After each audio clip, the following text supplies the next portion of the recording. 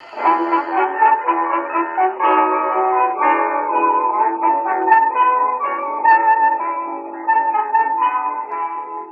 to another episode of Off the Menu. I'm your host, Vincent Franchini from Tumblr House, here with a renewable Charles Coulombe. Renewable. For a sustainable future. I have a renewable resource for a sustainable future. Okay. Future generations will thank us. You heard it here now, ladies and gentlemen. I'm a renewable resource for a sustainable future. You'll be happy to know Tumblr House has joined the revolution. We've sold out completely.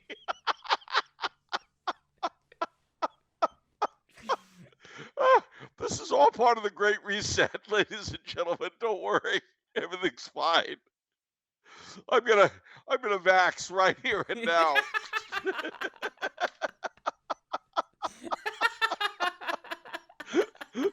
We've totally turned totes.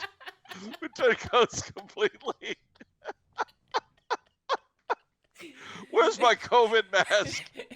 I feel naked without my COVID mask. Where'd it go? There it is. All right, great. I got my mask. See everybody. We're socially distanced. I voted against the recall, didn't you?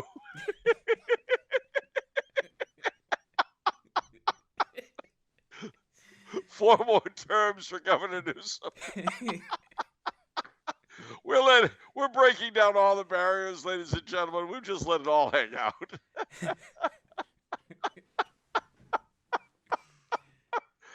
Oh gosh. Don't you have a date with Susan at the parish council to become a greeter?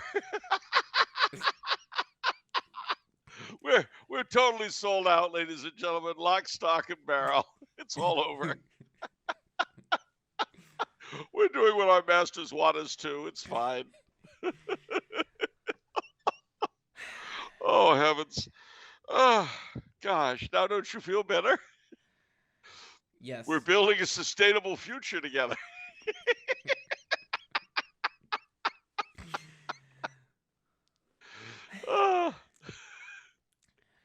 All right, bear with us, ladies and gentlemen.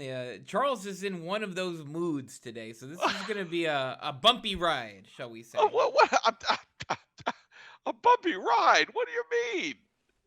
All right, ladies and gentlemen, he's a little snarky today because on the pre-show, I simply, given the state of affairs in California, I tried to get him to say an affirmation for the state so that the state will get better. But he wouldn't do it. Ladies and gentlemen, please disregard what Charles is saying. All right. I'm controlling the narrative, Charles, not you. But don't you want positivity? And don't forget, I'm a renewable resource for a sustainable future. I have a right to help build a better tomorrow.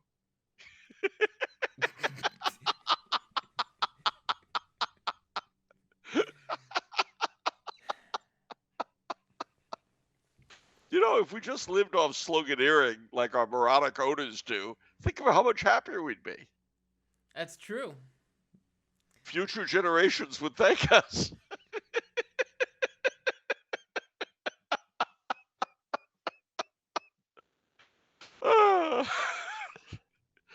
All right, Charles, what's new? What's new in the world of Charles? Well, several things. First and foremost, today is the feast. Today in real time is October the 9th. And it's several important feasts, 2 of the most important of which are, first and foremost, the patron of La Belle France et Douce, my ancestral homeland, Saint Denis, Dennis the Areopagite, author of the Celestial Hierarchies and many other great works. Met St. Paul, became the first bishop of Athens, then went to Paris and was martyred. and has been the patron of France ever since. Here you see the fleur-de-lis on my tie. You see the fleur-de-lis on my lapel pin. This is an affirmation of my Gallic nature. So I'm very happy about that. But wait, there's more. It's all, and I must say that I've been both to the Martyrium Chapel, right by where he was murdered, and by in the north of Paris, Montmartre, the Mount of the Martyr. And I have been to Saint Denis, the basilica where his relics were, and which afterwards became the burial place of French kings, like Westminster Abbey for the English kings, the Kaisergruft here in Vienna, or Roskilde Cathedral for the Danish kings in Denmark. Danish kings tend to be in Denmark, of course, unless they're in England. Anyhow, the so that's one aspect of it. But there's a second major saint today, St. John Henry Newman, a little more closer to us in time. He is the inspirer of the Newman Club of Los Angeles, of which I was president until I moved here, which is the Catholic men's professional organization that's been going literally since the 1890s. It was named after him long before anyone thought of him as a candidate for sainthood. But he's also the patron of the foundational ordinariate parish in Southern California, St. John Henry Newman Catholic Church in fabulous Irvine, California. He was the founder of the Birmingham Oratory in England, which is still dedicated to him. He came into the church after taking a retreat in a place called Littlemore, near Oxford, where I myself went on retreat many years ago and met Walter Hooper, who was the secretary of C.S. Lewis. So that was a very interesting time I had with him. And let me see, what else can I tell you about Newman? Great stylist, one of the founders, of course, co-founders of Anglo-Catholicism and the Oxford movement, and a very, very important figure for the conversion of the Anglo-sphere. So today is at once English and French, French and English. So I feel at home in both worlds. Isn't that great? That is great, Charles. But wait, there's more. Because what do we got coming up on Sunday, and the day when people will be seeing this is the legal holiday, is Columbus Day. Not Indigenous Peoples Day. Not stupid, filthy, worthless, scumbaggy morons in Power Day, which is an alternative that you could use. No, Columbus Day, dedicated to Christopher Columbus's sighting of land, his discovery of the New World. And Christopher Columbus discovered it on that day for a very important reason. It was the feast of Our Lady of the Pillar, the Virgen del Pilar. If you ever meet a girl named Pilar who's Hispanic, that's what she's named after. And this in itself requires a little unpacking. Basically, St. James was in a town called Zaragoza, St. James the Great, who was attempting, thus unsuccessfully, to evangelize Spain. And he was resolved to go back to the Holy Land. When Our Lady appeared to him, and what's interesting about this apparition is that she was still alive at the time, so it was actually by location. And she said, "Don't you fret, you keep working, and one day a great Christian nation shall emerge where you're laboring." So he stayed, although he did come back after the news of her death, and then returned to Spain, where he was duly martyred and eventually enshrined in Compostela, hence the great shrine of Compostela. Well, the feast day of her apparition to him was October 11th, Our Lady of the Pillar. So when Columbus and his men were off on their first voyage, they were getting increasingly restive. So he vowed to them that if they did not find land on her day, by her day, that they would turn back. But they did, and they did. And so the Feast of Our Lady of the Pillar has become enshrined, in a sense, on its own as Columbus Day. The cause, interestingly enough, for Columbus's canonization was introduced and has never been ended. So I suppose you would call him a servant of God. Mm. So he is a servant of God. I believe I could be wrong, but I think his cause is officially opened. And if I'm right, then you could call him a servant of God. So Certainly they talked about it. if they close a cause, the person loses whatever subordinate things he earned? Yeah, they don't call him servant of God anymore. Why though? Because because servant of God is a step on the way to sainthood. And if the cause is definitively closed, the title goes away. That's interesting. I didn't know it was just. So some of the blessed. Well, because otherwise people would still be working for their canonization. So everyone who has a subordinate title, by definition, is on the way to an evaluation of sainthood. Correct. But once they get past, when they get up to being called venerable, it stays. They'll keep it. That title will keep it because the door only gets definitively closed on servants of God. It doesn't get because you're given venerable when it's established that you lived a life of heroic virtue. Oh, okay. Yeah. And that can't be taken away from you. If that's proved, that's proved. Oh, I see. Okay. But they don't call them servants of God if the I mean there are tons of servants of God out there, and many of them will probably never their causes will never be finished this side of the grave because there are just tons of them. Yeah. And there really aren't that many who get definitively closed either. I see. Okay, that's why I had a different impression because of all the ones that I knew. Like, whoa, they're in queue, so to speak. No, see, it doesn't work like that. What happens is that if for whatever reason the process reaches a point where they're able to say yay or nay, and again, out of the total number of servants of God, this doesn't happen all that often. But when it does, if they turn up that the servant of God so and so, led a double life and was a cross-dresser named Amy, then guess what? That's the end of the cause, and Okay. they won't be servant of God any longer. So So what's the status of Blessed Carl then? So is that going to happen? Like, Oh, he'll be canonized eventually. He got his second miracle. Really? Yeah. So we don't. I see. Okay. There's nothing automatic about it either. The Pope has to take an interest. I mean, Carl is a good example. He was stalled at Venerable for a long time because neither the Archdiocese of Vienna nor the Austrian government wanted him to be beatified. Oh, so a lot of opposition to him, you see, because as you can imagine, the scummy way he was treated over here. When you feel guilty having screwed somebody over, you tend not to want to be reminded constantly of the fact that you're such a schmuck.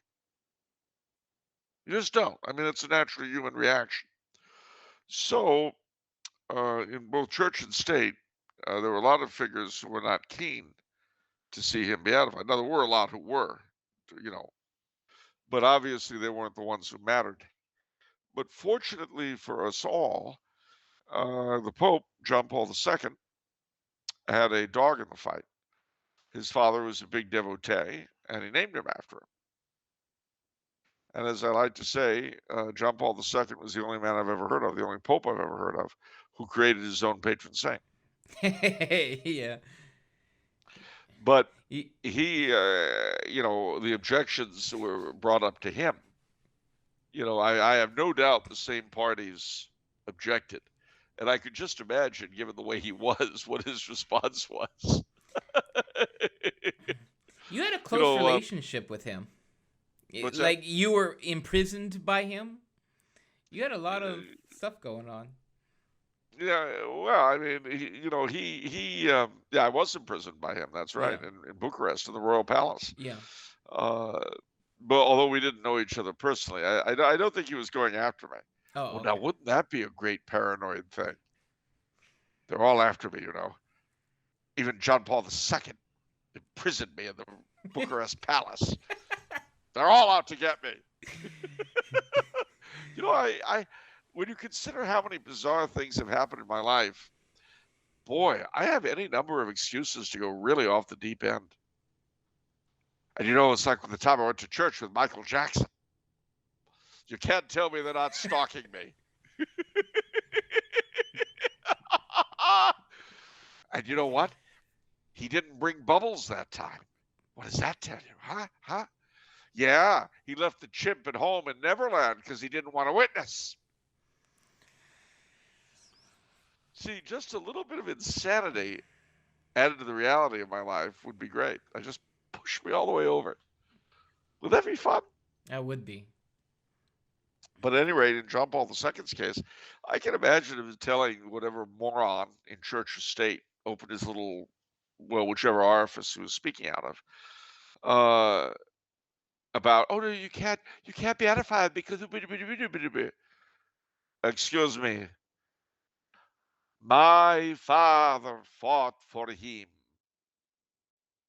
My father met him. He knew him. Don't you tell me. I can imagine the utter disgust of the you at that moment to whatever apparatchik's burbling was yapping at him. Gosh, there's so many of those creatures. The burblers in Burblers? church and state. The burblers. They're just, well, the SJs, the shuck and jivers. Right. So, yeah, we said this on the pre-show. It's worth saying again. Someone on comments pointed out that the initials of the Jesuits is SJ. Shuck Shucking and and jiving. jive. And so the question that occurred to me is, could it be that shucking and jiving was not originally invented by the blacks in the American South, but picked up by them from the Jesuits in Maryland? I mean, stop and think. John Carroll spent all that time with Benjamin Franklin going up and down to Quebec trying to seduce the French Canadians from our king. And as Benjamin Franklin put it when he recommended him to be the first Bishop of Baltimore, and was asked why, he said, all those months I spent with Father Carroll, and he never once brought up religion. Now, isn't that shucking and jiving? They must have been talking about all kinds of other stuff. You're stuck together for months. And both Carroll and Franklin were renowned for being, and yet somehow Father Carroll didn't be talking about no religion.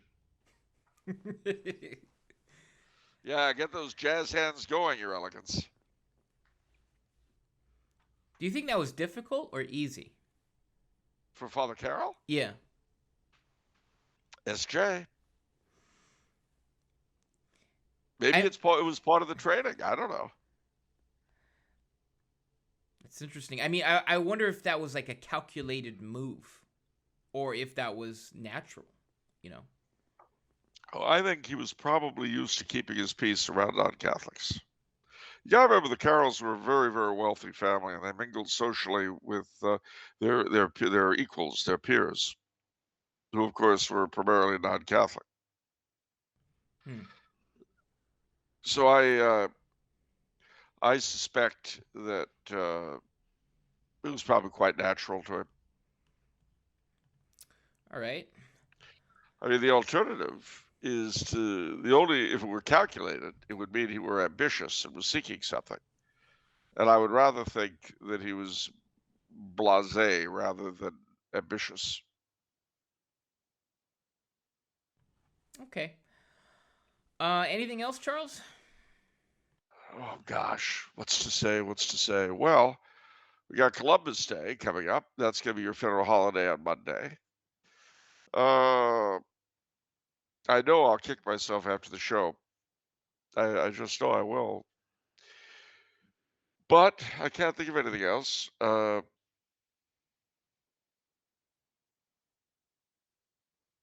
at the moment. Not at the moment. I have an announcement because our board of directors has sort of given me a reprimand because we're not doing enough promotion. Like we basically have done no promotion, and so they're saying sales are a little bit declining. We need to do some Uh-oh. promotion. So Oh, some assembly rejected. Not void where prohibited by human hands. Oh, the machine's breaking down. CODs are standing by. Sorry, no operators included. There's been a couple of gaskets blown in the central computer.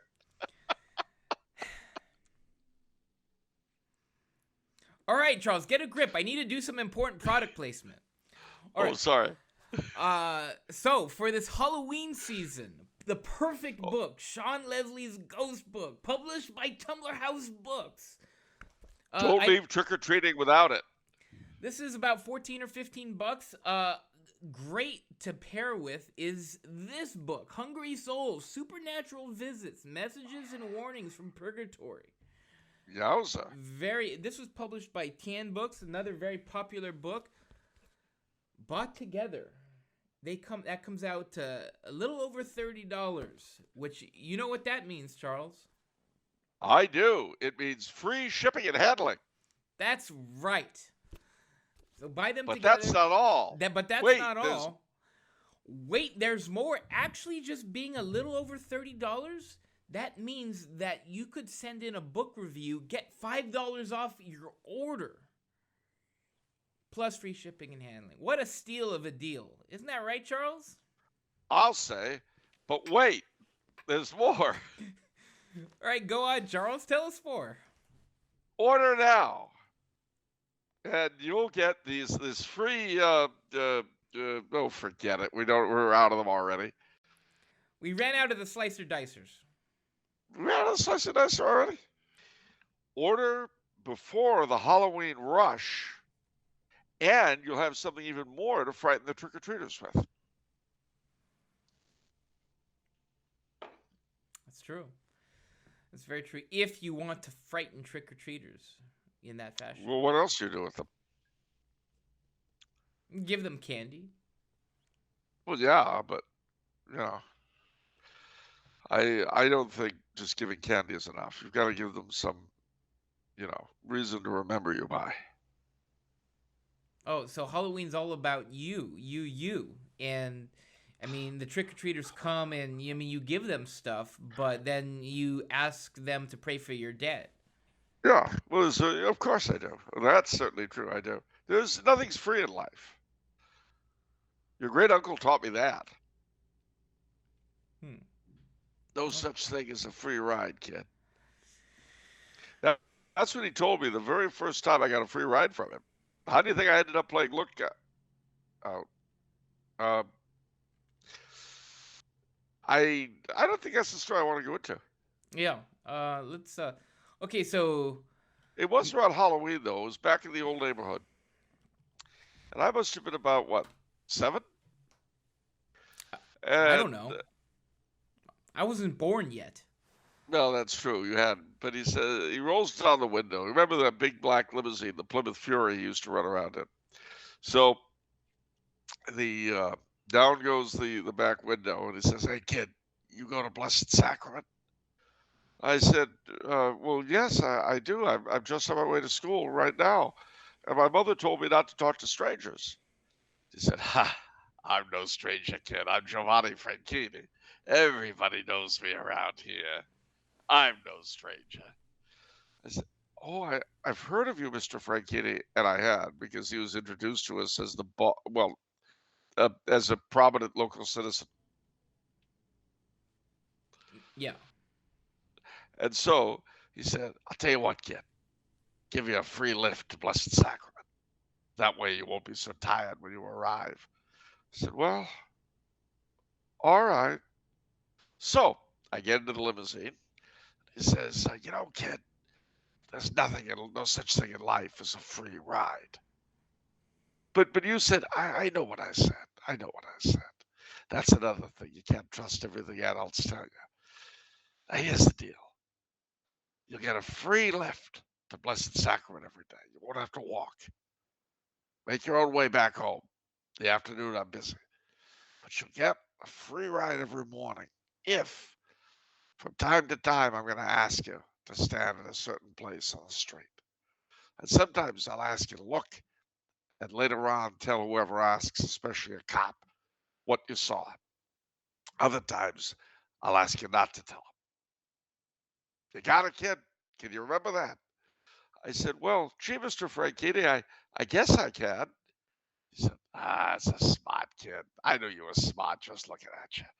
All right, here's Blessed Sacrament, kid. I'll see you tomorrow morning. Take care. And that was the beginning. Nice. Isn't that a lovely story? Yeah. I'll never forget the first time he ever asked me what had happened. I was it was late at night actually, and don't ask me why this was. I think it was a late sale at Hollywood Toy Store or something. But the Washington Federal Savings that used to be there on the boulevard, I was walking past Washington Federal Savings, and I noticed two men emerging from the side door. And there was a policeman standing right under the street lamp, looking across the street at them. And they come out of the bank, and the policeman's looking right at them. So I ran up to the cop, and I said, Officer, have those men broken into the bank building? He says, oh, no, why would you think they'd be breaking into the bank? Boyo, don't be ridiculous. Breaking into a bank, this is Washington. Nonsense. Not at Hollywood Boulevard. Ah, boyo, what's wrong with you? Wait a minute. It's close to your curfew, isn't it? And I said, well, no, officer. My bedtime isn't until 9:30. Oh, boyo. Curfew here is at 9, but I thought it was 10. Well, now, it seems to me, laddie-o, you've got to make a choice in life. The choice is this. Do you want to spend the next 7 months in juvie, or do you want to go home and spend the night on your own roof? Well, I guess I'd rather go to bed under my own roof, officer. Ah, you are a smart lad, you are. Well, I'll tell you what you do then. You go home right now. We'll forget any of this ever happened. But my name is Officer Clancy. Now, what I want you to do is that if anyone asks her about a bank robbery here on the boulevard, you tell them you were walking right past it at 9:30 and nothing happened. I said, but officer, you just do as I say. And trust me, you'll never see the inside of juvie, no matter what you do. Well, the funniest thing happened. When your great uncle Giovanni picked me up the next morning, he says, so kid, I hear you had kind of an excitement last night. I said, well, yes, I met a policeman. Oh, I know you did. He's a good pal of mine. Listen, kid, what I want you to do, there's going to be a hearing about the break-in that didn't happen. So you go there and you just back up whatever the policeman told you. All right, kid, can you do that? Well, I don't know, Mr. Franchini. Listen, who's the trained policeman and who's the kid in first grade? Well, you've got me there, Mr. Franchini. I guess Officer Clancy was right. And from those two chance meetings, a whole career evolved. Who'd have thunked it? Yep. Where would you be today without Uncle Giovanni and Officer Clancy? Well, that's very. I have no idea. Possibly a best-selling author. did you take you took a dive for the short end money? You could have been a contender. I could have been a contender. Well, see, you probably don't remember this, but there was the time that your great uncle was backing this. I think it was called Macmillan, but it was a major publishing house. And he said, "Hey, kid, I know you got the novel of the century tucked up in there in your head, but see, there's this other guy, and well, I owe his father some favors. Could you like maybe not send it?" So I said, "Well, gee, well, all right, if it's that important to you, it is, but I'll make it up to you. Don't worry." And so my book, The Great American Novel, that was its title. It'll never be published. Literally the Great American Novel by Charles Coulombe. Yes, that was the title. But right in front of your great uncle, I dumped it at the Columbus Day barbecue at the old house. Wow. You had the big fire. You remember when you had the big get-togethers at the old house and the barbecue pit? Well, that was before you were born, but I took it.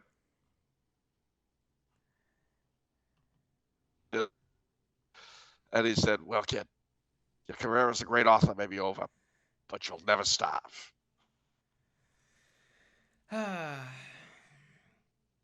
Very good, Charles. Thank you for story time. Well, it's the least I could do. It's that time of year.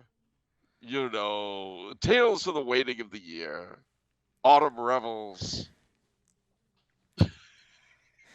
heartwarming stories, nostalgia. All right. Besides, what? I'll never forget one of the last things your great uncle ever said to me before he took a powder was, before he left us. What? What'd he say? He said, "My great nephews are never gonna have to struggle on the street the way I did. Not too long from now, you're gonna see them at the top of the biggest building this city has ever seen. So tall that I can see it from wherever I end up hiding from my resting place." That's what I meant. Okay. There's no truth to the rumors, by the way. That's great. That's great. I'm glad. Just that you wanted to know that it was not rocks we buried. Just so you'll know. Okay. All right. Time for the questions. Questions from William, who says, "I have a question. If you are hypothetically on the 12th floor of the Tumbler House Tower, Speaking of which, can you hear anything from the floor above?" Oh, well, yeah, I think so.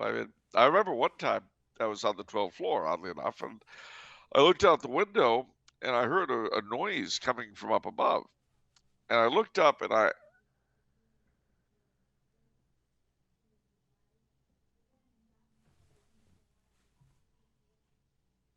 were we talking about? Yeah, The 12th floor. Yeah. Yeah. Well, basically, yeah, can you hear stuff? Yeah, sure.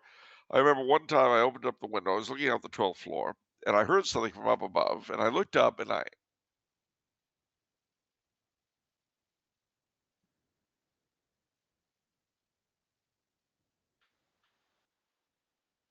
I'm sorry, what were we talking about? We're going into the questions, Charles. Oh, all right. What's the question? All right, we got a question from superfan Ross, who says, All right. Men. Oh, Ross. Yeah. Ross. Scots were hey, we Wallace bled. He says, "Men, salutations from Edinburgh. Not a question, more a comment. I'm due to get married this coming week, all being well. Yay. At the 800-plus-year-old chapel of St. Margaret at Edinburgh. At I Edinburgh have been Castle. there. Yeah. Edinburgh Castle. I have been there. St. Margaret of Scotland's own. And I just want to say a quick but very sincere thank you for all the countless hours of great, funny, informative, and valuable content. Mrs. McEwen-elect and I have had Off the Menu as a staple road trip soundtrack choice for years, and I'm sure for many more years ahead. P.S. We did inquire about hiring the main ballroom at the Tumbler House Tower for the wedding reception. However, news of Mr. Coulombe's recent wedding dancing antics in the summer have spooked venues into requiring such enormous upfront cash deposits, which are instantly and completely void should shenanigans of a hokey-pokey nature occur. It's just too risky. Thank you, gentlemen, and cheers to you and yours. Well, firstly, congrats, Ross. I mean that from the bottom of my heart. And to Mrs. McEwen, who I have not yet met, although I have met Ross. But I will tell you this much. You see, you put your right hand in, you take your right hand out. You put your right hand in and you shake it all about. You do the hokey pokey and you turn yourself around. And that's what it's all about. Yes. In case you were wondering. All right, Daniel has a bunch of questions. He says, thank you to Lord of the Tumbler House Empire for the wonderful brick that came through my window the other day with the attached package containing the Christmas presents my wife ordered for me. Namely, Blessed Charles of Austria. Oops. Upside down, that way. Down. There you go. The Mass and Interior Life, Uniformity with God's Will, and many other goodies. Normally, I don't like a brick thrown through my window, but when this one came with the aforementioned items attached to it, I knew that it was thrown through the window with free shipping and handling. That's right. And remember, every brick delivery is guaranteed free shipping and handling. You're not paying for that brick. It's a free service. The only trouble is I didn't see the "Do not open until Christmas" label after I had opened them. Oh well, I guess there's nothing else to do now but read them. Now, if I may oblige the regal Charles A. Coulombe, I have some questions rattling around in my head on which I would like to hear his answers. At the beginning of chapter 2 of your book, Blessed Charles of Austria, you write out the available at tumblerhouse.com for, I think around, it might be over $25, which means it inherently has free shipping and handling. Let me just double check this. I mean, how could that be? That's impossible, right? No, if it's an expensive book, it's an expensive book. A lot of photos. And $27.95. Wow, $27.95. That means free delivery. Just buying this book alone, you get free shipping and handling. What a deal. That is excellent. All right, so anyhow, he says, at the beginning of chapter at the beginning of chapter 2 of your book, Blessed Charles of Austria, you write out the prayer for the king after Mass. Was this prayer associated with the prayers after Low Mass? When was it traditionally prayed every Mass? To whom should we direct this prayer now, living in America in a post-democratic age? Well, that's a bit difficult. The prayer is called the Salvum Fac, and it goes back to the Middle Ages. It's interesting to note that it was the 1500s is the current version that we have. It's interesting to note that the custom of praying for the Queen after Mass, the Salvum Fac, which you would wonder, when did that start? Well, this is a wonderful, wonderful, wonderful story. Very heartwarming. You see, when my ancestors were defeated by the British at the Plains of Abraham, we were occupied. And as it happened, we had many wonderful customs, some of which were taken up by our conqueror. So to give you an example, we drank coffee under the French regime, which was imported from our brother colony of Senegal, and we put milk in our coffee. When the British took us over, We couldn't get coffee from Senegal anymore, so we had to drink tea. Now, at that point, the English were still kind of finding their way with tea and would drink all sorts of weird things with it. I mean, so the pepper and just strange stuff. But we put milk in it, the way we had in our coffee. And the occupying British were so pleased that they brought it back to England with them. And it spread all over the British Empire. So if you drink milk in your tea, you may thank the French Canadians. Well, similarly, we had always said the Salvum Fac or chanted it. And the thing you should know is it's chanted after the principal Mass, usually a sung Mass on Sunday, never a low Mass, unless that is your principal Mass. So you wouldn't have it. You would never have had it with the prayers after low Mass, just so you'll know. They never mixed and matched. But the so we were singing the Salvum Fac for our French king. Then we were conquered, and in token of the fact that the new king treated us like his own subjects, especially giving us the Quebec Act, which contributed to the rebellion of our southern brethren,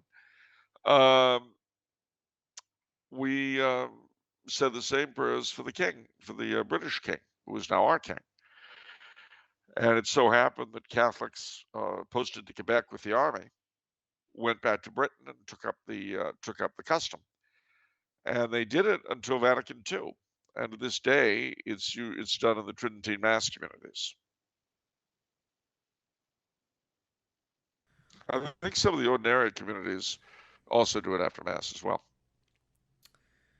Okay. On page 59 of your book, you mentioned that the kings of France and Spain, along with the Holy Roman Empire, claimed the right to veto a candidate for the election to the papacy. I thought this was an exclusive imperial right. How did it come to the kings of France and Spain, and why not other kingdoms such as Portugal or England? Are there historical examples of the kings of France or Spain vetoing a papal candidate? And if so, what are they? Well, there are indeed. The jus exclusive, the right to exclude, was done by both the Byzantine and Holy Roman emperors, as we know. But that the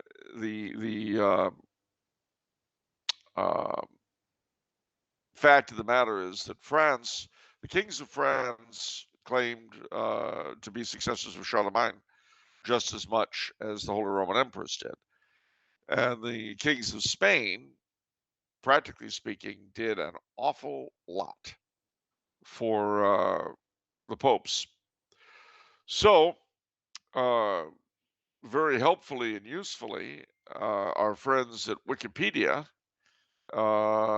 source of all truth, have provided us with a list of the times that this was asserted. And so here they are, since you ask. These are the dates, the years are each dates of papal conclaves. 1644, and I'll give you the date, the name of the cardinal excluded, and who excluded him. Okay, 1644. Giulio Cesare Sacchetti by Philip IV of Spain. 1655. Giulio Cesare Sacchetti by Philip IV of Spain. 1669 to 70. Benedetto Odescalchi by Louis XIV of France. 1700 by Galeazzo Mariscotti by Louis XIV of France. 1721 was a doubleheader.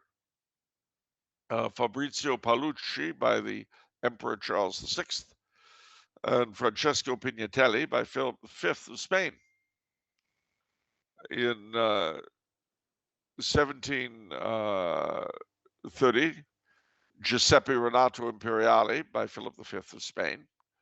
1758, Carlo Alberto Guidoboni Calvacchini by Louis XV of France. 1774 to 75, Giovanni Carlo Boschi by the French and Spanish courts. 1823, Antonio Gabriele Savaroli by Francis I of Austria. 1830 to 31, Giacomo Giustiani Justiniani by Ferdinand VII of Spain. And lastly, but certainly not leastly, 1846, Metternich confided Austria's veto of Giovanni Maria Mastai Ferretti to the Archbishop of Milan, who arrived too late. And because he arrived too late, we got Blessed Pius IX.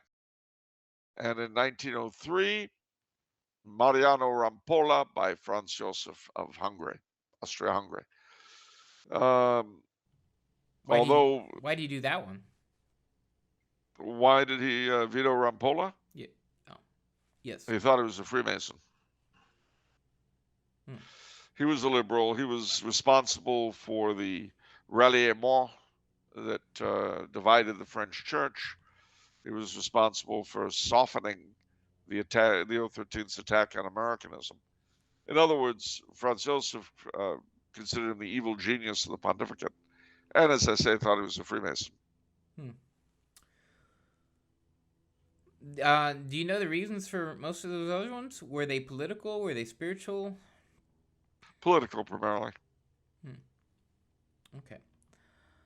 I mean, you notice there were a couple of times when you had two separate vetoes. And inevitably, that was because the one thought the other was too much for the one side. In other words, let's say you've got two countries, France and Austria, that aren't happy with each other. Well, Austria thinks Cardinal Soso is too pro-French, and France thinks Cardinal Huhu is too pro-Austrian. They both get vetoed. I see. Okay. What does Charles know about the Catholicism of Count von Stauffenberg, and how much of a role did it play in his decision to assassinate Hitler?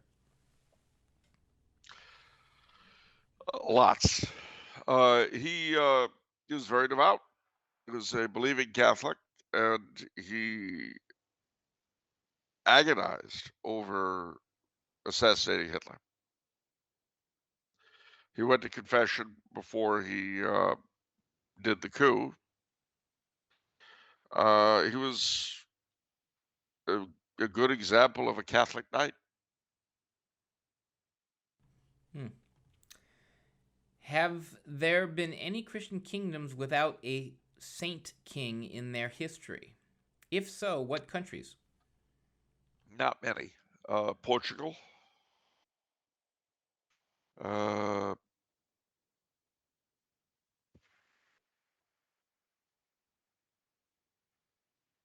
Portugal's the only one I can think of. I would say the two Sicilies, but their last king is now a servant of God, Francesco II. What about Brazil? Well, they only had two emperors, and neither of them were saints.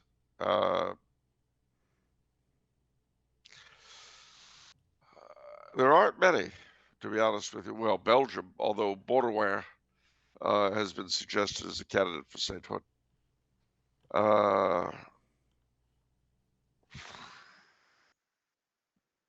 Not many. All right. Is it possible for an anti-pope to be saved and make it to heaven?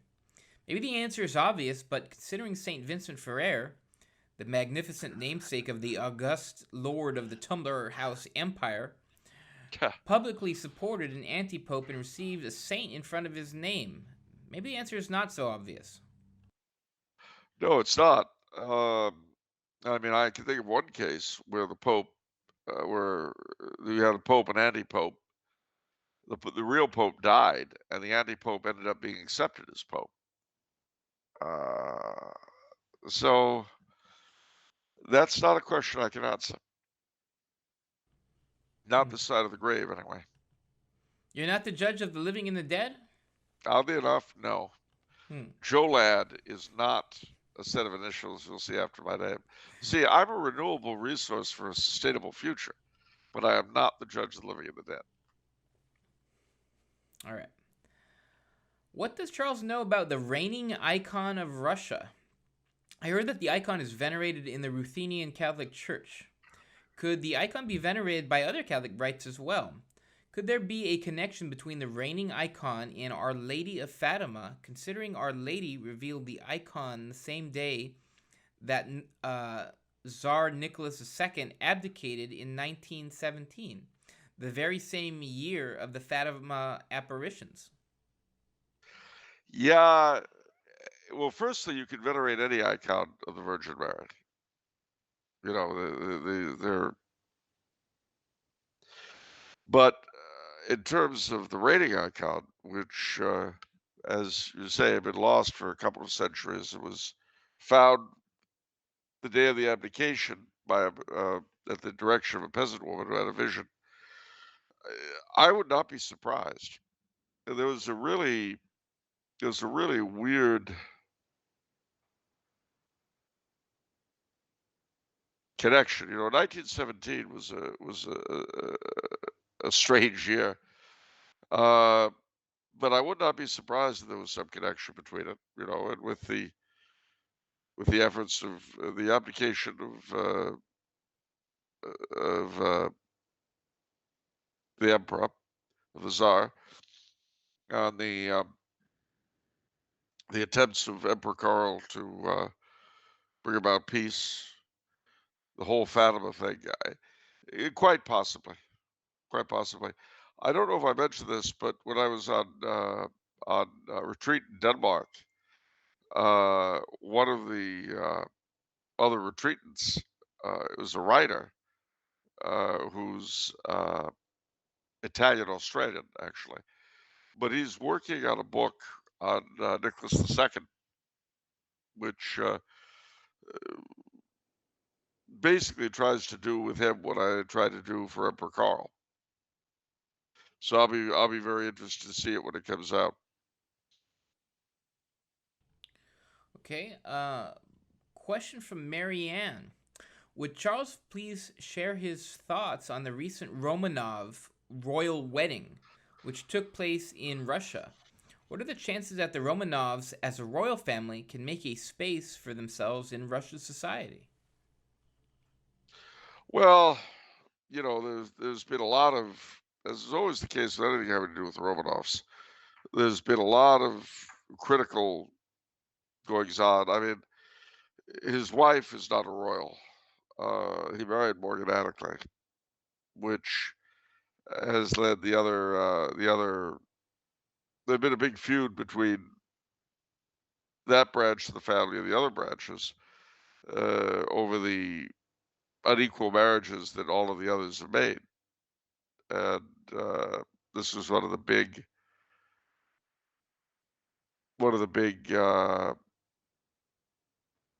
ongoing battles between them and the Grand Duchess, the mother of the Grand Duke Georg.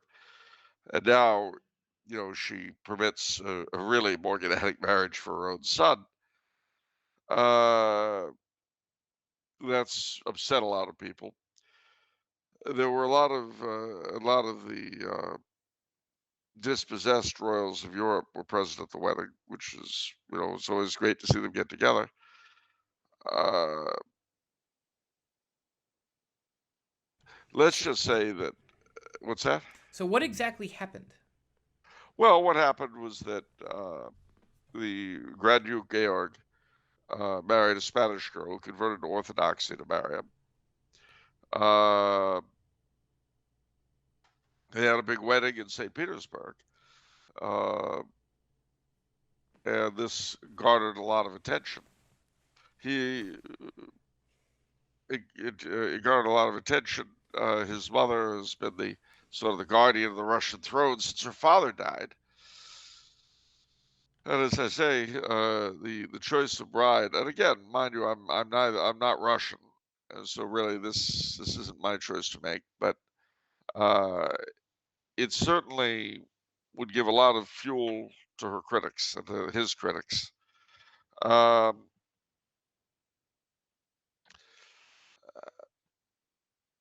it's frankly, it would have been a lot, except for the fact that these are their lives, not mine. Uh, but it certainly would have been a lot easier, I think, for the cause had he married a royal. But he didn't. So We'll see what happens. As far as they're carving out a niche for themselves in Russian life, well, they're already doing that. He lives there. So, the question is, where are they going to go from here? I don't know. I wish them the best. I mean, there's nothing I would love more than to see a Romanov on the throne of Russia. Um, whether or not this has the effect of helping that to happen, we'll see. One thing though that I think is worth saying here, because certainly not just Russia, but all over Europe, a number of the royals in exile, to say nothing of the reigning royals, are not everything we would like them to be by a long stretch. But when you find yourself annoyed with them for whatever reason, for opinions they express or behavior or whatever it is, you can ask another question, which is, what kind of monarch are their subjects worthy of? To put this another way, I want to be ruled by someone who is really neat, really great. Do I? Do I really? I don't know about that. Am I a worthy subject of a great king? I mean, we certainly have seen in the past century and a half, or the past 2 centuries, really great monarchs screwed over at every level by their peoples. We were given Blessed Charles. We were given Louis XVI. We were given Charles X. We were given the Don Carloses in Spain and Don Miguel in Portugal. What happened to them and why did it happen? Nicholas II himself. Maybe just as we're getting the governments we deserve, the non-royal governments, maybe if the royals are not everything we want them to be, maybe we too play a role in that. And maybe the same is true in the church. Why should a decent ruler who would die for his people reign over people who wouldn't die for him?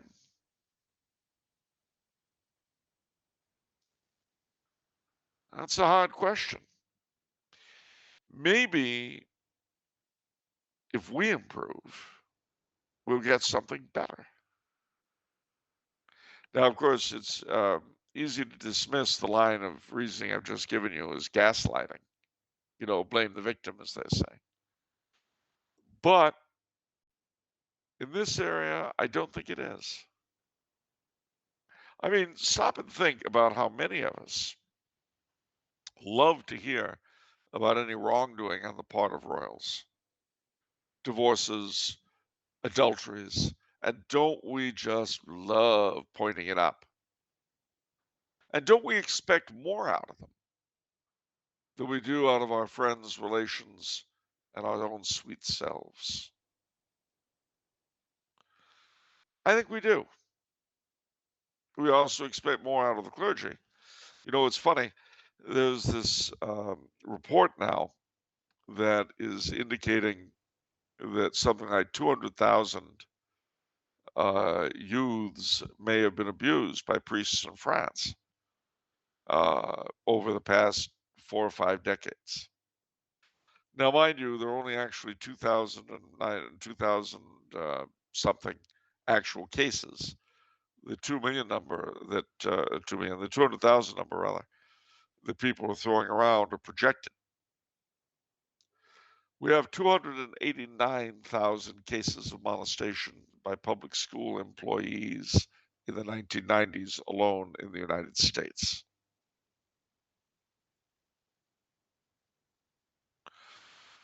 We expect much more out of our clergy than we do out of our teachers, apparently. But as someone pointed out to me, there's a statute of limitations in public schools, and you're going to have a hard time getting money out of the government. I'd like to think that that's not a major consideration. When the bishops of California, were fighting uh, to keep the statute of limitations off private institutions for molestations, I told several people involved in that particular fight, I said, this is just the wrong way to go about it. If you really want to end it, say we're all for it, but no exceptions. No end to the statute of limitations for public schools. You know what? That's not going to go anywhere. Because if you push that, you would have the moral high ground, but the assembly would bury it.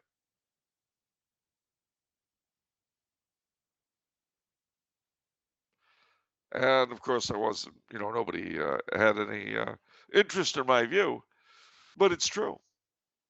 If we insist on the same standards for the public schools in terms of child molestation that are now being insisted on from private organizations, including the church, I'll go bye-bye. No more. There's no way that they want them deep pockets exposed to being picked. So, again, don't get me wrong, ladies and gentlemen. I'm not saying that all this stuff is okay if that when royals err, they're okay with it, or that when clergy err, they're okay with it. Not at all. Not my point. My point is, however, that on the one hand, we pretend to be democratic, and on the other hand, we demand more out of them than we'll do ourselves. And when you consider how many really great sovereigns have had their hearts broken over their peoples in this past couple of centuries, do we deserve better than what we have? All I can say is strap on that mask and tell me what you think of axing. Your masters have ordered it. Okay. Our final question for this episode is from Aiden from Rhode Island. Aiden from Rhode Island. All right. Who's a non-patron, by the way. For all you non-patrons who want to guarantee that your question gets asked on the show, sign up to become a patron for as low as $5 a month. Get access to the pre-show, too. All right. He says, greetings, Charles and Vincent. I had the pleasure of meeting Mr. Coulombe at his lecture in New York City in August. I had a question regarding ethics and politics, which I think would invoke the name of Blessed Karl. For the past year, I have been involved in a local political committee, and I have always conducted myself and based my beliefs, motions, and votes on my Catholic faith and morals. I have, however, found it on occasion easy to get trapped in the whirlpool of gossip, self-absorption, and parliamentary intrigue. How should a Catholic conduct himself in local government and politics and keep his head above the whirlpool of garbage? Well, that's a very good question. And the first thing is you have to remember a couple of basic principles. One is that you are there for a purpose. You're there for the job. The job isn't there for you. Um, you've got to set specific goals for yourself that are for the common good. In other words, and again, it depends on what your particular capacity is. You mentioned Emperor Karl. Well, he had two. One was to bring about peace, and the other was a just reordering of the internal politics of his empire. Those were his two goals. That's what he had alongside the sanctification of his peoples. That is what he had in mind. Now, everything he did was to forward either or both of those two things. So, what is it you're doing? If you're on the city council, why are you there? You have some specific things you're trying to accomplish, not just a general, I want to do good. What are your specific goals? Because again, every level will have them, and they don't have to be obviously religious. It could just be I want to get all the I want to get all of the houses on the south side that are stuck with septic tanks. I want to get them linked up to the sewer. That's a goal. It's a particular goal, and it's a goal that will do a lot of good. If you don't believe me, you just wait when you see a septic tank back up. Nothing quite like a volcano of sewage to liven up the neighborhood, I can tell you. So um, that's one thing. You need to set very particular goals, and you have to aim for them. You also have to have some general goals, as I say. The job is more important than you are. It is a vocation. It's a calling, and you should remember that, like any other vocation you take on, the married life or whatever, it does have a bearing on your salvation. Now, we're not used to thinking of it in these terms, but just as our personal sins have a bearing on our salvation, so too do things like this we're called upon to do, that we feel called upon to do. So you don't take bribes. Why do you not take bribes? We don't take bribes because if you did that in a private capacity, it would be a sin. It's still a sin if you do it in public. Well, yeah, but what if I can't stay city councilman unless I take a bribe? Resign very publicly. I can't do the job because I won't take a bribe.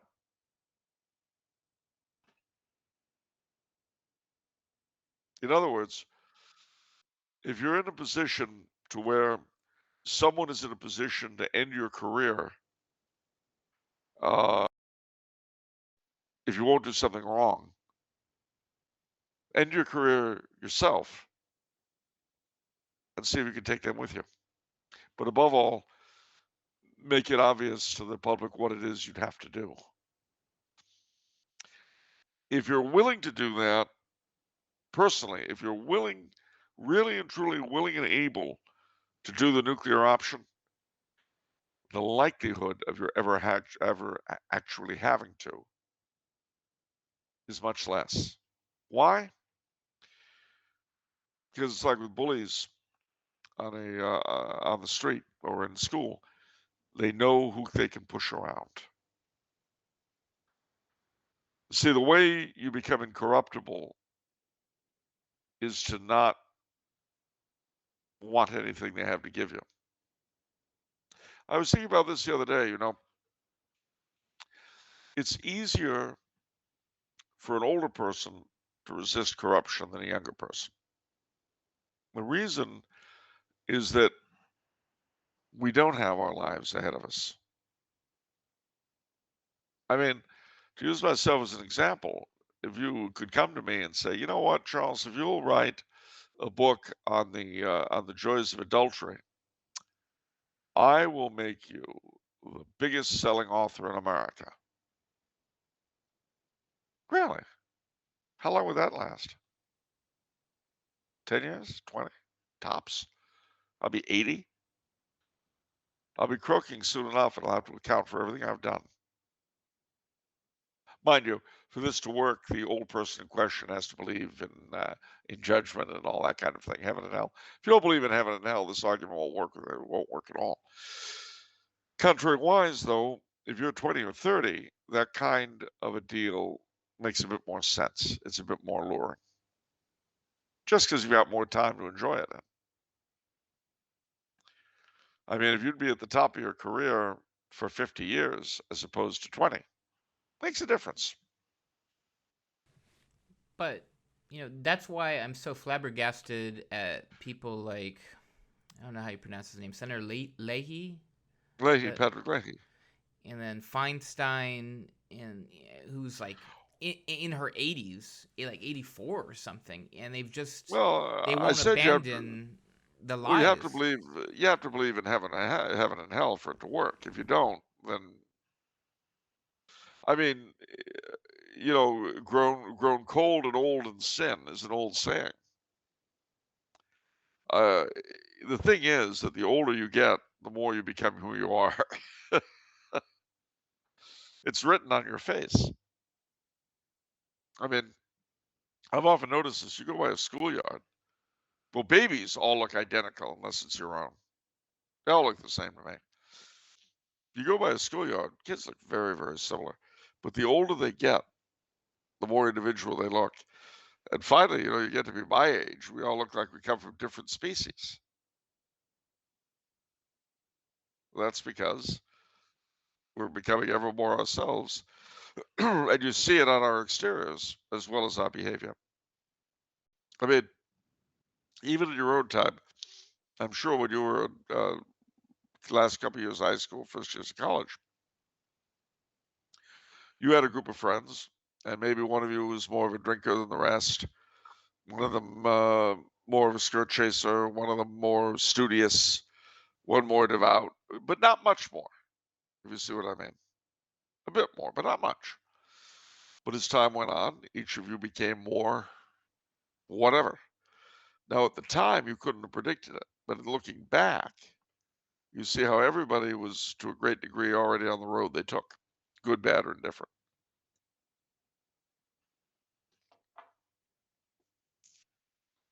I tried to find a interesting comment that we got on the channel. It was several months ago, but I remember it well because it had an interesting challenge for you, which was it had to do with South America being Catholic and the discussion of why are those countries hard to rule. But this person went a different route and asked why are they so corrupt. Like he seemed to say that all the Catholic republics or all the republic countries that are primarily Catholic are all hugely corrupt. They are. Why is that? No king. What does that mean? Well, here's the thing.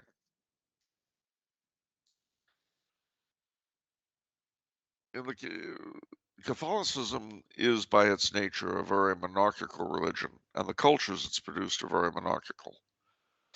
And what is that above all? It's personal. And authority in a Catholic monarchy is a very personal thing. Under the king, the father of his country, you've got the nobility, the governors, the commanders of the army, all these sorts of people. And they all function under his superior command. And he, in turn, ensures that they work for the common good. You take the king out of the picture, they all try to occupy his sovereignty, but they're caricatures of real authority. And they become totally self-interested, father of their own country, as it were. I'd go further. Why do you think it is that most of the corrupt ward bosses in the United States were always Catholic? It's because we're a very tribal people. It's because we naturally respond to real leadership. But the problem is, without the anointed king, that all degenerates into self-interest by the capo del tutti capi, the boss of all bosses. So, in a sense, are you saying that Protestant countries do republics better?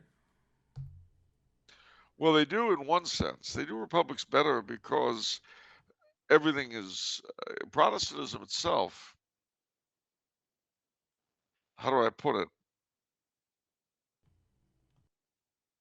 Protestantism excelled in separating uh, reality from appearance. Catholics cannot. When we got rid of the kings, in Catholic countries. There was nothing to replace it, and there was no ability to cover it up, to play, to pretend. But with Protestant countries, just as when they severed the connection with Rome, they were able to continue with state churches that very often looked more or less Catholic, but weren't, but nevertheless socially occupied the same place the church had occupied. They got used to this sort of thing. So in time, their monarchies became very much the same as their churches. The appearance remained, but the reality was elsewhere. And now, of course, in the United States, we took it a step further. Instead of the appearance of the king's authority, as in Britain, we have the appearance of the people's authority. But it means as much as the Queen's does in Canada, or Britain, or Australia. But all done in a very polite manner. All done with a minimum of apparent dishonesty. But in truth, it's a greater dishonesty. It's not petty thieving. It's not mere, beating up opponents, although God knows both of those have happened in America. It's a complete lie, that's all.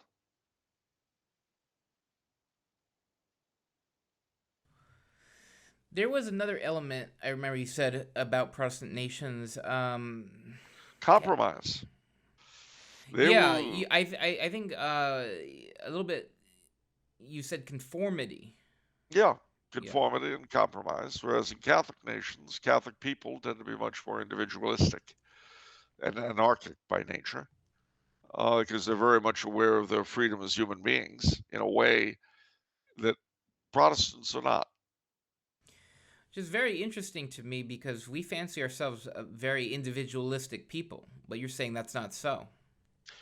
Well, I don't want to get all Jungian, but he did have one idea that I think was very smart, which was the idea of the law of opposites. That is, the people are always the opposite of what they say they are. One thing you find in Catholic countries is that every government, whether it's royal, republican, or dictatorial, they usually go on and on and on about order and discipline. Uh, but especially if they've had a military coup. But the truth is that they have to be ham-fisted because their opposition is always so strong-willed. Whereas in Protestant countries, the opposition is rarely very strong-willed. People go along to get along. And that's one reason I think why it is that, on the one hand, when you have Latin Americans coming, say, to Southern California and other parts of the United States, in those countries, you can do anything you want up to a certain point. Beyond that certain point, somebody will kill you. But up to a certain point, do whatever you want. Nobody cares. Uh, with us, we're self-policing. I mean, you saw that during the height of the pandemic, when people who were walking down the street without a mask, away from everybody, got yapped at. I mean, that's just crazy. That's utterly crazy. You're not anywhere near anybody. Who are you going to infect? So, but that's only a worst case scenario is something that's already present in our society. We're very, very conformist. And we're always worried about what other people are going to think. And I better be careful what I say. All right. So what happens? You bring a bunch of Latin Americans up to our country, where literally nobody will do anything if you get out of line. We don't realize this. That's why we're such little bunnies. But because we're such bunnies, we have to leave it up to others like the Popo to enforce everything. So what happens? They get up here, they know nobody's going to haul off and shoot them the way they would back home. So they do anything they want. But you bring us down there, and we're free of all the disapproval, so we go cray-cray.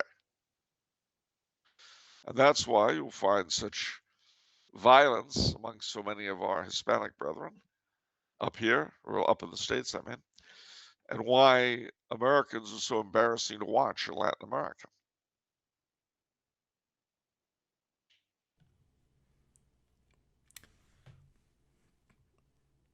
But isn't the American system working better in general than South America? I mean, like, I doesn't don't seem. know. Two-thirds brought Newsom back. Yeah, but The president is a senile moron waiting to die so that the ex-mistress of the mayor of San Francisco could become president. I don't know. it's a long And way this is, down, though, wouldn't you say? I mean, like, yes, you're right.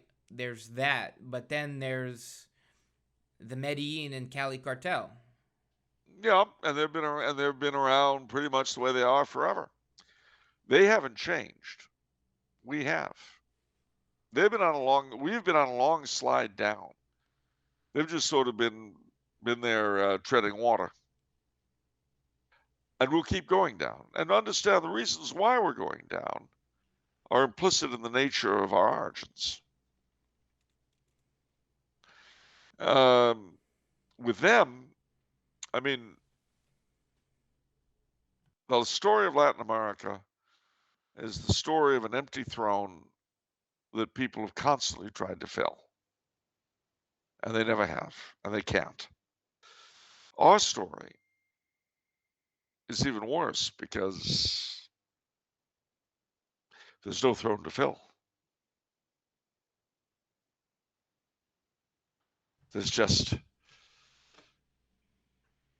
But I mean, do you understand what I'm saying on some level? I mean, like, we don't have favelas, you know?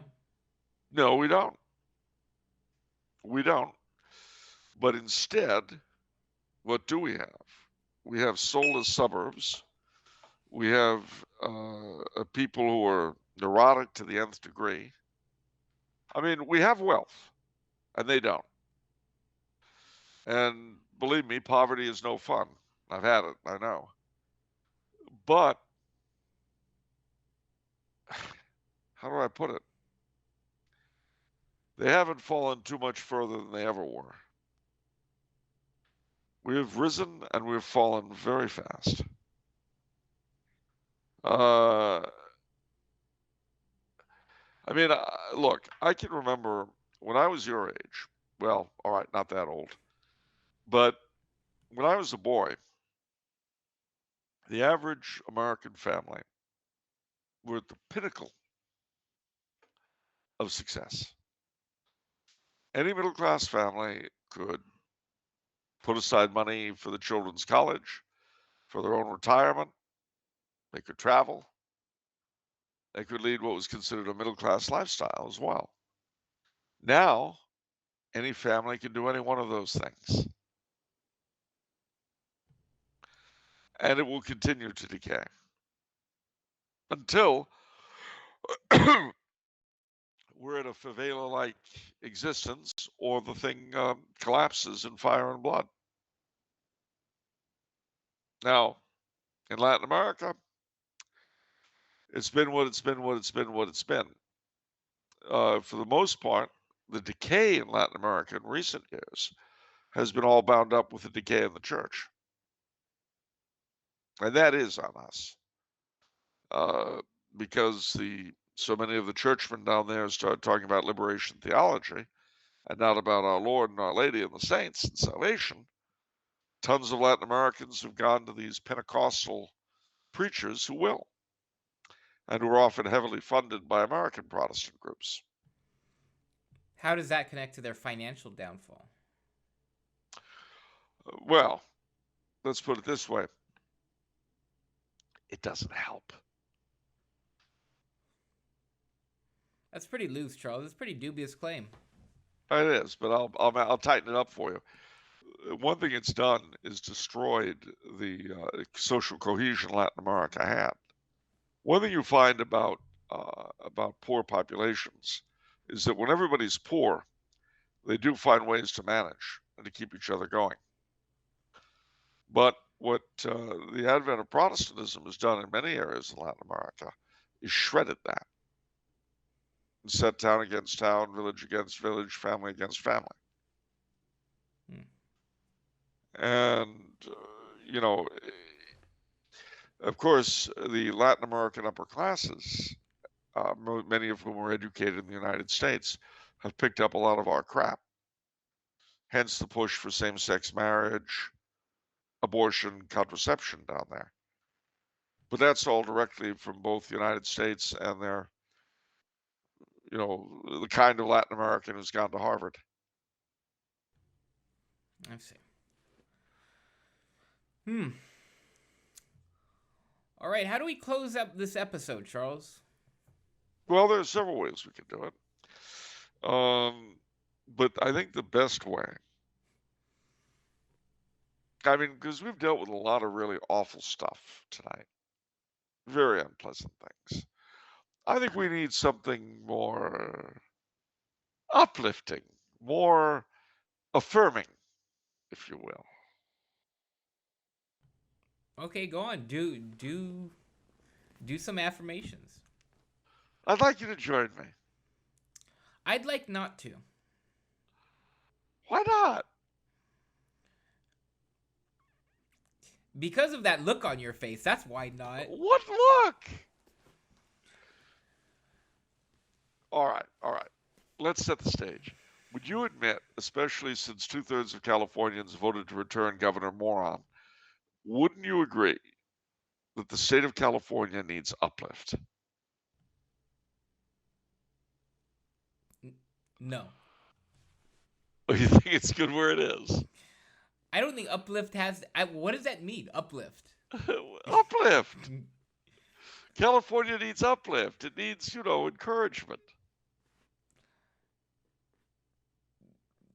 Encouragement that is To be devoid better of intelligence or logic means nothing. Do you hear yourself? Yeah, I do. All right. Let's try this another way. Your native state needs you to encourage it. Charles, I'm not doing an affirmation, especially not for California. California is not getting better every day in every way. And saying Yes, that isn't going to make it so. How do you know? You haven't tried.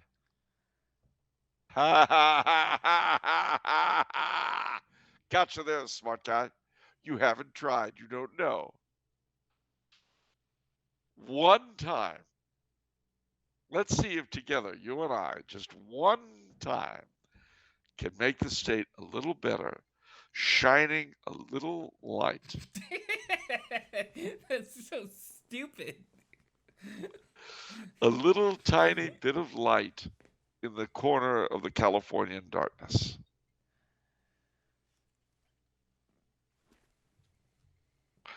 A little, come on. You don't have to keep repeating it like a mantra. One time. One time. Okay, I'll say whatever you want me to say just so we can finish this show. You see, no, don't be like that. You've got to get into the right spirit. All right. First with me. Breathe in. Now breathe out. All right. Now banish negative energy. All right. Do you feel calm and at peace? No. Sure, Charles. Once more with feeling. Sure, Charles. That's a little better. Okay. Now then, we've done our breathing exercise, right? Now, repeat after me.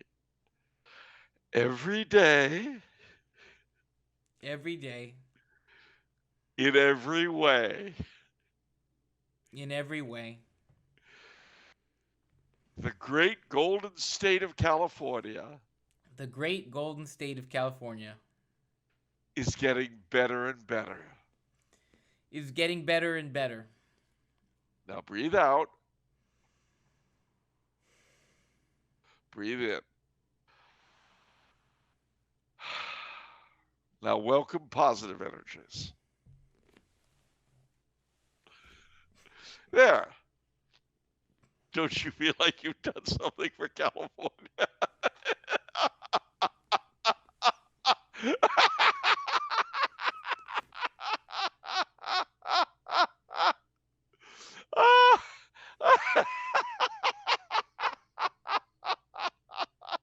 Look at you. I'm celebrating your helping the state. You're a mess. What a mess! I am a renewable resource for a sustainable future.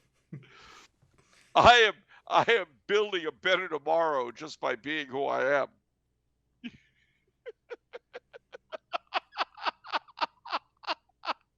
What?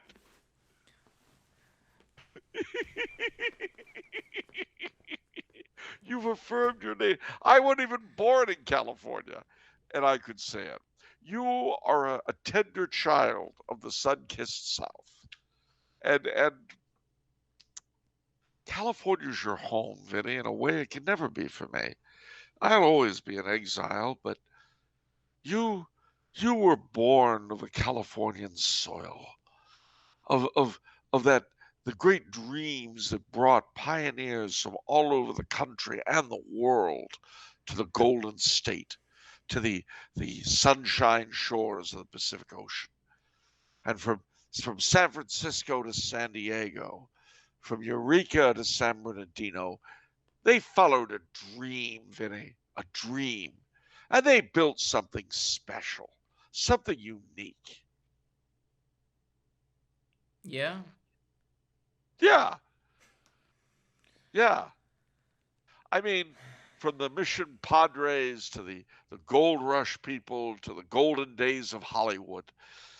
I mean, California was. Are you okay? No, I'm not okay. I need some aspirin. You're looking slightly nauseous. I am. Well, what will make your nausea go away? Finishing up this show in one piece. Can you do that, Charles, out of the goodness of your heart? I can do that. Dig deep. All right, hold on. Every day. No, I can do this. All right, Vinny. Stay with me, Vinny. Stay with me. All right, stay with me. Don't slip into a coma. Stay with me. It's saccharine poison, ladies and gentlemen. We're going to have to work stat. All right. I will tell you something right here, right now, that will make you feel a lot better. Anything that needs some sort of introduction like that is going to be pure poison. You are so suspicious. What are you going to tell me that's going to make everything better? What I'm going to tell you is that since we're now in the best part of the year, the most festive part of the year, you should put aside all annoyances and pains and prepare to enjoy them. Get nostalgic. Pull out the old Halloween, Thanksgiving, and Christmas pictures. Think of the dear old days of the past. Think of the good old times. Think of your childhood. I remember your childhood, so if I can remember it, you should be able to. You lived it. I'm telling you, there are better days to come. And I can tell you one thing that should make you very, very jolly. And you know what that is? What? You have yet to live through a Christmas season in Sierra Madre. But you just wait. Not only is there going to be a big nativity scene in the center of your little town square, but there is a community carol sing. You heard me right. All the Sierra Madrians come out of their various fashionable townhomes and gather around that central square and as a mob, they sing Christmas carols. And a number of those Christmas carols are religious. They're not all chestnuts roasting on an open fire. You have, and did I mention the Sierra Madre Playhouse? I know you've already seen a play there, but they really have good stuff around Christmas time. Good. Now are we feeling better? I'm feeling a lot better, Charles. See? Now if we can only get through this episode. Oh, well, let me ask you. Today is Saturday. What will the day after tomorrow be like in the God-protected city of Sierra Madre? What day will it be? It will be Monday. Well, if it's Monday, what happens? That means it's off the menu. Here's the question. If you should happen to save your soul, whose would it be? It might be your own. All right, ladies and gentlemen, we're coming very close to our respective nervous breakdowns with everyone else in society. But just remember, ladies and gentlemen, if you feel like you're going crazy, we're going with you. You're not alone. God bless everyone.